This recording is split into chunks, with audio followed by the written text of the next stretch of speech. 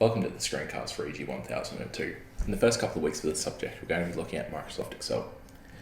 And so starting up, we're just going to go through a very basic, what is Excel, how to open it, how to save a document, and just the very basics. So if you've used Excel before, you could probably skip this one.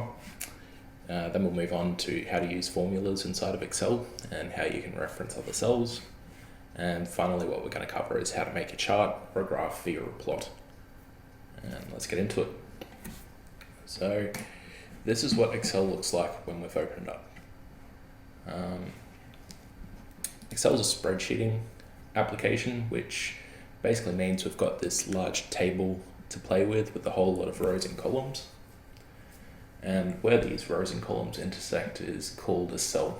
So at the moment I've got cell A1 selected, and what I can do is put some information in here. So EG 1002.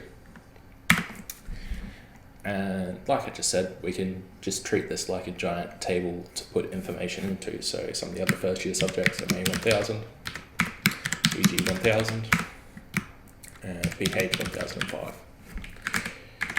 So what we can do with this information now is we can format it, like format the text like we do in other Office programs. So we can make the font size larger, smaller. We can change what color it is, center it within the cells,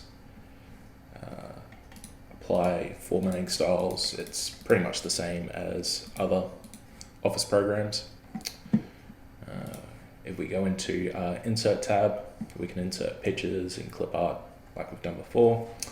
We can insert charts, which we'll get into shortly, and text boxes and whatnot. Page layout is important if you want to print, but we're probably not going to print this in the subject, so I'm not going to go into it. Formulas we'll go into soon. Data review and so on, I'll touch when it's important.